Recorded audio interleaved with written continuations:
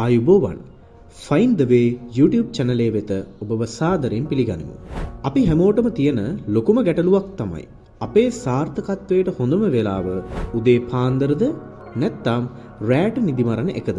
මේ ප්‍රශ්නයට තාම නිවැරදි උත්තරයක් හොයාගන්න බැරි නිසා ඔයාගේ පාඩම් කරන කාලය නාස්ති වෙනව නේද?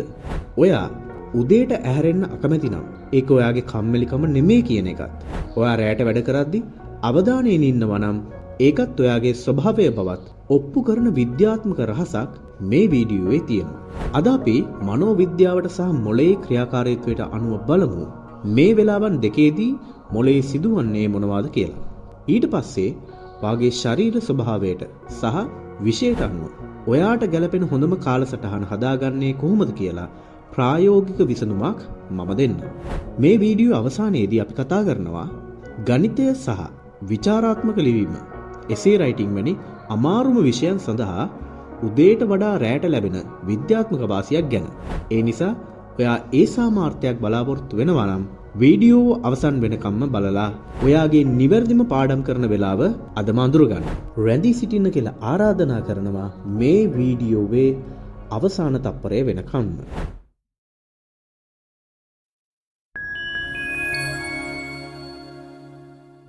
මුලින්ම බලමු ලංකාවේ වැඩිපුරම ජනප්‍රිය උදේ පාන්දර පාඩම් කරන පුරුද්ද ගැන.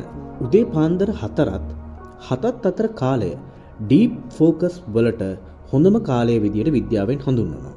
රැට හොඳ නිින්දක් ලැබුණට පස්සේ අපේ මොළය හරියට රීෆ්‍රෙෂ් කරපු පරිගණකයක් වගේ. මොළයේ තියෙන කොර්ටිසෝල් හෝමෝන මට්ටම උදේට ඉහළ යනවා. මේක ස්ට්‍රෙස් හෝමෝන් එකක් වුණත් උදෑසනදී මේකෙන් වෙන්නේ ඔයාව ඇලර්ට් කරන එකයි.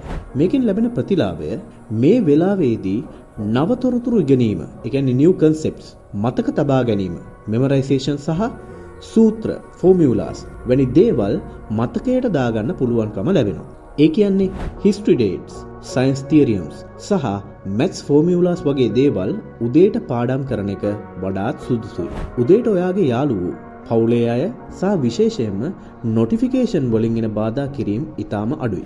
ඒ නිසා සංසුන් පරිසරයක් අවශ්‍ය ගැඹුරු අධ්‍යයනයක් ඩීප් ස්ටඩි එකක් සඳහා උදෑසන කාලය ඉතාම වටිනවා. සර්කේඩියන් රිදම් එකට ගැලපීම. උදේට ඇහැරිලා පාඩම් කිරීමෙන් ඔයාගේ ස්වභාවික සර්කේඩියන් රිදම් එක ස්ථාවර වෙනවා.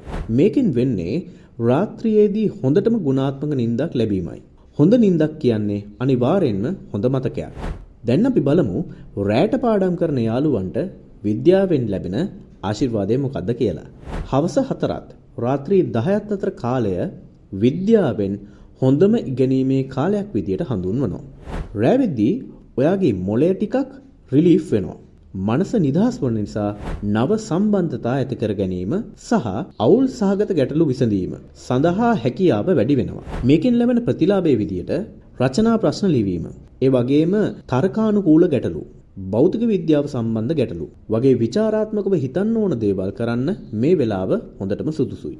රාත්‍රියේදී පාඩම් කරලා කෙලින්ම නිදාගන්න ගියාම ඔයාගේ මොළය අලුතින් ඉගෙනගත්තු දේවල් නිින්දේදී තොරතුරු දිගුකාලීන මතකයට ගබඩා වෙනවා. විභාගයට කලින් දවසේ කරන රිවිෂන් එක සඳහා මේක ඉතාමත්ම යෝග්‍යයි. රාත්‍රී කාලයේදී ශබ්ද බාධා නැති නිසා ගැඹුරු ඒකාග්‍රතාවයක් ලබා ගන්න පුළුවන්. ඒ වගේම සමහර නයිට් අවුල් ස්වභාවයක් තියෙන අයට මේ වෙලාවට ශක්තිය වැඩි වෙනවා. දැන් ඔයා දන්නවා උදේට සහ රැට ලැබෙන වාසි මොනවද කියලා. එහෙනම් හොඳම වෙලාව මොකක්ද? හොඳම වෙලාව කියන්නේ ඔයාගේ ක්‍රොනොටයිප් එකට සහ විෂයට ගැලපෙන වෙලාවයි. මනෝවිද්‍යාවට අනුව අපි හැමෝටම ස්වභාවික කාල රටාවක්, ඒ කියන්නේ ක්‍රොනොටයිප් එකක් තියෙනවා. ලයන් ඕබෙයා උදෑසන පුද්ගලයා. මේ අයට උදේ පාන්දරම හොඳටම ෆෝකස් එක තියාගන්න පුළුවන්. ඒත් හවස 4න් පස්සේ ටිකක් මහන්සි. වුල්ෆ් ඕ අවුල්, ඒ කියන්නේ රාත්‍රී පුද්ගලයන්. මේ අයට උදේට හැරෙන්න අමාරුයි. ඒත් හවස් වෙද්දී සහ රැට හොඳටම ශක්තිය සහ ක්‍රියේටිව්නස් එක තියෙනවා. එහෙනම් මොකද්ද අපිට කරන්න පුළුවන් ප්‍රායෝගික පියවර? විෂයට අනුව වෙලාව තෝරන්න. කිසිම වෙලාවක හැම විෂයක්ම එකම වෙලාවක පාඩම් කරන්න යන්න එපා. අපි විෂයන් කාණ්ඩගත කරගත්තොත් ගැටලු විසඳීම, ඒ කියන්නේ maths physics වගේ ඒවා පාඩම් කරන්න හොඳම වෙලාව විදියට රාත්‍රී 8ත් 10ත් අතර ගන්න පුළුවන්. ඒකට හේතුව නිර්මාණශීලීත්වය සහ විචාරාත්මක චින්තනය ඒ වෙලාවේදී ටිකක් ඉහළයි.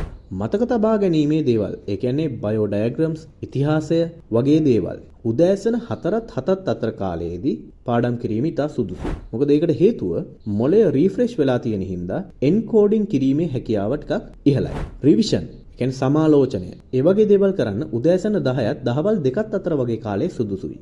දහවල් කාලයේ රිවිව් කිරීමට ඉතාමත්ම යෝග්‍යයි.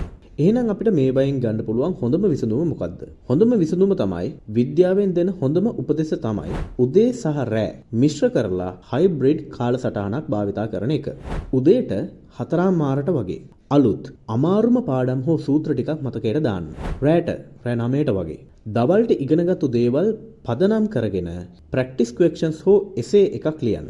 ඊට පස්සේ නිදාගෙන මතකය කන්සොලිඩේෂන් කරන්න. අවසාන වශයෙන් මතක තියාගන්න.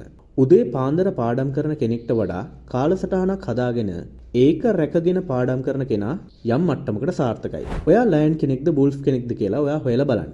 මේ වීඩියෝවෙන් ඔයා ලබාගත්තු දැනුමෙන් හෙට ඉඳන් ඔයා උදේටද රැටද පාඩම් කරන්නේ. ඔයාගේ කාලසටහන කමෙන්ට් එකකින් අපිට කියන්න අමතක කරන්න එපා. මේ වටිනා දැනුම අනිත් යාළුවන්ටත් ෂෙයා කරන්න. Find the way subscribe කරන්න. ඔයාලා හැමෝටම ජයෙන් ජය.